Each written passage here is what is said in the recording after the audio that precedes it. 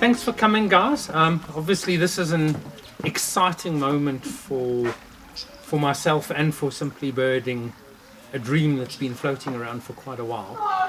But essentially, the gist of what we suggested that we focus on to start with is kind of where Simply Birding came from, what our philosophy's been, and how we've ended up at this magazine that you guys see next to me here. Probably about 15, 17 years ago, myself and my co-author friend Gordon, who's now in Australia, were sitting, and this was before, in fact, Facebook didn't even exist when Simply Birding was born as an idea, was we were sitting thinking, it's, unless you know a particular person who happens to know where something is from a specialist point of view, unless you knew people in the inner circle, there was no information on where to find what. And that frustrated us, because we felt really birding information needs to be more public. So we actually started many years ago. There was a website called myfreeforum.org, and it was a place where you could set up a forum, like all these typical, car manufacturers. Everyone has forums on websites, and we called it SA Hotspots. And the whole idea was literally hotspots of where to go and find birds. And our vision was to just make stuff more freely accessible. At that point, with social media not being a thing, the concept of sharing information was pretty foreign to Southern African birders. And I must say, we faced a lot of resistance and a couple of rather nasty emails, etc. So anyway, we just plodded on. And then at some point we decided to formalize it, and the name Simply Birding was born. From there, it's kind of ticked along. It's just been a concept, and it's always been about trying to have a more inclusive, more welcoming aspect to birding.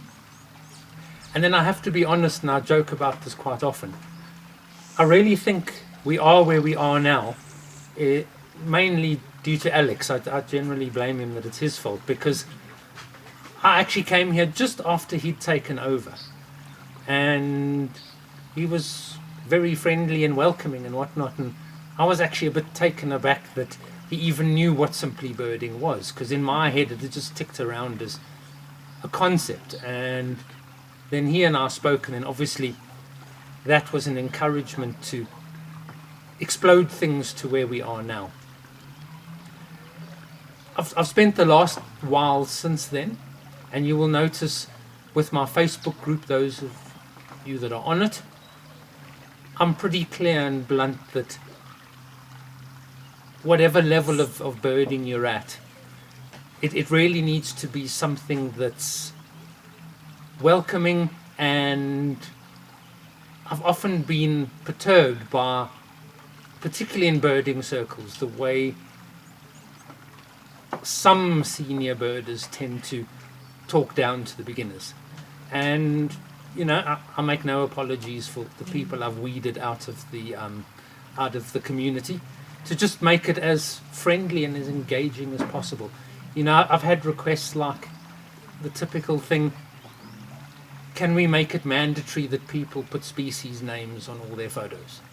And yes, it's nice for people who want to learn from it, but my perspective is I immediately create a barrier to entry, that if you don't know what it is, then you feel you can't post because you can't tag, or you're nervous to post because someone may say, no, you've got it wrong, etc., etc. So I've really tried to build an environment and a community that is welcoming of everyone from any level.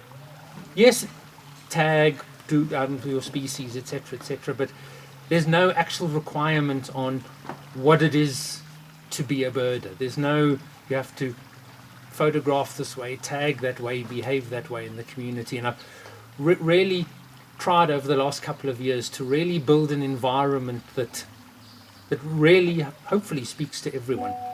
And that's really where we end up with the magazine. you know, there are other publications, and I'm not just talking about birding ones. There's stuff on other areas of wildlife, and I've always found they're great reads. They're brilliant magazines, but they're always written for the most part from the perspective of someone who's inherently an ornithologist, a scientist, and so on. And whilst there's great information, I felt there was space for something. And yes, you know, I have a reasonably good birding background and knowledge. I'm not an ornithologist at all, but I felt there was space for something that was written from the perspective of people who knew their birds but weren't ornithologists, to really make it as engaging and consumable a magazine as possible. And effectively, that's really where we are now. Unfortunately, Bronwyn, who did the